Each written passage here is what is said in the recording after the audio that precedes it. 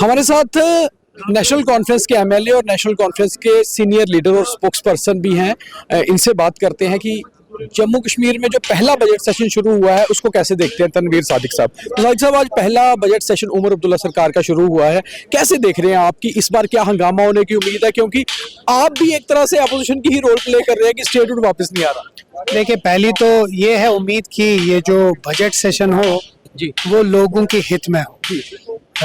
अगर कोई इसको बिगाड़ना चाहता है या इसको डिसरप्ट करना चाहता है तो शायद वो लोगों के खिलाफ है। ये एक ऐसा प्लेटफॉर्म है जहां लोगों के मसाइल उठेंगे, लोगों के प्रॉब्लम्स उठेंगे।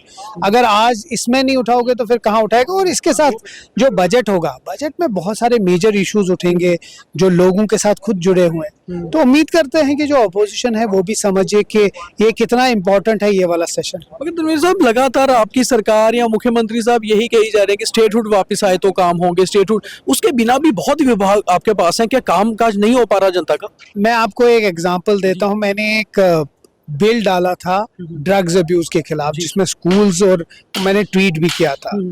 अगर स्टेट होता तो शायद उसको गवर्नर के पास जाना नहीं था, क्योंकि ये यूटी है। अब उसको पार्लियामेंट्री डिपार्टमेंट के थ्रू गवर्नर के पास जाना है कि उसकी अप्रूवल के लिए। ये आपको दर्शाता है कि खुद एक एमएलए के लिए रुकावट है तो गवर्नमेंट के लिए कितनी रुकावट हो सकती है।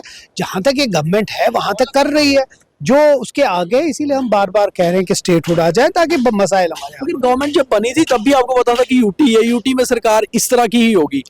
शॉर्ट में हम बीजेपी को ओपन फील्ड देना नहीं चाहते थे, जो कि वो चाहते थे।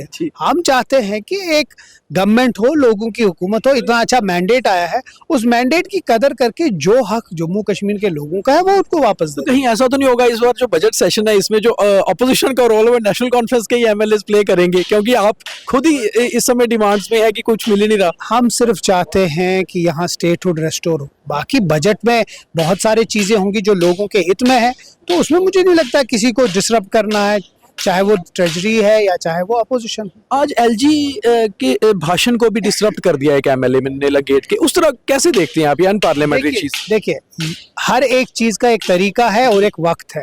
ये जो तरीका था वो गलत था, वक्त गलत था। उनका हक है, वो एक मेंबर है, इलेक्टेड मेंबर है, लोगों को रिप्रेजेंट करते हैं, असेंबली है जहां वो अपनी बात उठा सकते हैं। लेकिन जिस जगह उन्होंने किया वो शायद गलत था। वो ज्यादा मीडिया के लिए था बनिस्बत एक जेन्युइन। 7 तारीख को बजट ला रहे हैं उमर अब्दुल्ला पहली बार, और पहली बार ऐसा हो रहा है कि चीफ मिनिस्टर जेएंडके में बजट ला रहा है, क्योंकि खुद फाइनेंस मिनिस्टर उनके वही हैं। क्या बजट रहने वाला है इस बार? लोग देख रहे हैं इस तरफ कि क्या खास होने वाला है, जो मैनिफेस्टो में वादे हैं क्या पूरे हो रहे हैं? सबसे बड़ी बात है, जैसे आपने कहा, पहली बार एक चीफ मिनिस्टर इस जम्मू कश्मीर की हिस्ट्री में बजट पेश करेगा, और पहली बार एक फाइनेंस मिनिस्टर एक एग्जॉस्टिव डिलिब्रेशन किए, एजुकेशन, हेल्थ, बाकी सेक्टर्स के साथ बात करके। एक अच्छी उम्मीद है, ये एक बुनियाद बनेगी, एक स्टार्ट होगा एक अच्छे 4-5 साल के लिए। तो शुरुआत तो हमें पूरी यकीन है कि पीपल फ्रेंडली होगा। चलिए, उम्मीद करते हैं। धन्यवाद। तो ये थे नेशनल कॉन्फ्रेंस के एमएलए और स्पोक्स पर्सन तनवीर सादिक, जिनका कहना है कि बजट सेशन बहुत सही रहने वाला है और नेशनल कॉन्फ्रेंस कहीं ना कहीं कोशिश करेगी जी कि ऑपोजिशन के सवालों का जवाब दे, मगर दर्द अभी भी वही है कि स्टेटहुड वापस आ जाए तो स्टेट ज्यादा अच्छे से चल पाए, क्योंकि हर कामकाज के लिए लेफ्टिनेंट गवर्नर और राजभवन की तरफ देखना पड़ रहा है। कैमरा पर्सन गगनदीप सिंह के साथ दीपक खजूरिया, द न्यूज रूम 24 आवाज, जम्मू कश्मीर असेंबली, जम्मू।